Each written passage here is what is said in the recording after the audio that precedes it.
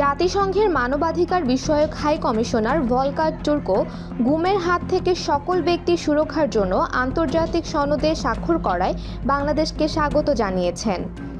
প্রধান উপদেষ্টা অধ্যাপক ডক্টর মোহাম্মদ ইউনুস বৃহস্পতিবার গুম থেকে সকল ব্যক্তির সুরক্ষার জন্য আন্তর্জাতিক সনদে স্বাক্ষর করেন। শুক্রবার জাতিসংঘের মানবাধিকার বিষয়ক হাই কমিশনারের মুখপাত্র রাভিনা শামদাসানি এক বিবৃতিতে বলেছেন, বলপূর্বক গুমের ইস্যুটি নিয়ে বাংলাদেশের একটি দীর্ঘ ও বেদনাদায়ক ইতিহাস রয়েছে। এই নিয়ে জাতিসংঘের মানবাধিকার দপ্তর ও জাতিসংঘের মানবাধিকার সংস্থা বারবার কথা বলে আসছে।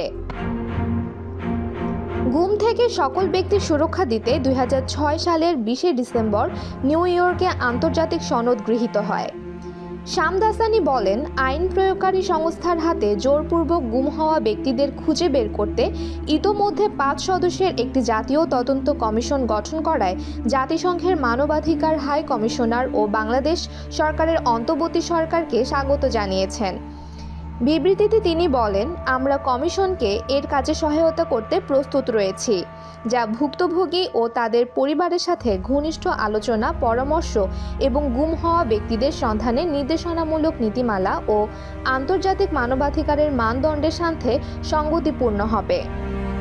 শামদাসানি বলেন, জাতিসংঘের মানবাধিকার দপ্তর গণতন্ত্র পুনরুজ্জীবন, জবাবদিহিতা ও পুনর্মিলন এবং বাংলাদেশের সকল মানুষের জন্য মানবাধিকারকে এগিয়ে নিতে এই গুরুত্বপূর্ণ মুহূর্তে বাংলাদেশের অন্তর্বর্তী সরকার ও জনগণকে সহায়তার অপেক্ষায় রয়েছে।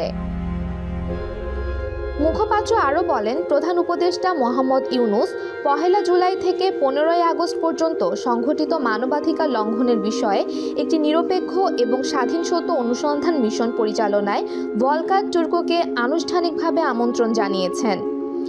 তিনি বলেন, মানবাধিকার বিষয়ে জাতিসংঘ হাই কমিশনের পক্ষ থেকে আগামী কয়েক সপ্তাহের মধ্যে বাংলাদেশে একটি তদন্ত দল পাঠানো হবে। তারা বৈষম্য বিরোধী ছাত্র আন্দোলনের সময় সংঘটিত মানবাধিকার লঙ্ঘন ও অপব্যবহার সম্পর্কে প্রতিবেদন তৈরি, মূল কারণ বিশ্লেষণ এবং ন্যায় বিচার ও জবাবদিহিতার অগ্রগতি সাধন এবং দীর্ঘমেয়াদী সংস্কারের জন্য সুপারিশমালা পেশ করবে। বাংলাদেশের অন্তর্বর্তী সরকার এবং নিরাপত্তা বাহিনী জাতিসংঘ এ তদন্ত দলটিকে এর কাজে পূর্ণ সহযোগিতা করবে বলে অঙ্গীকার করেছে।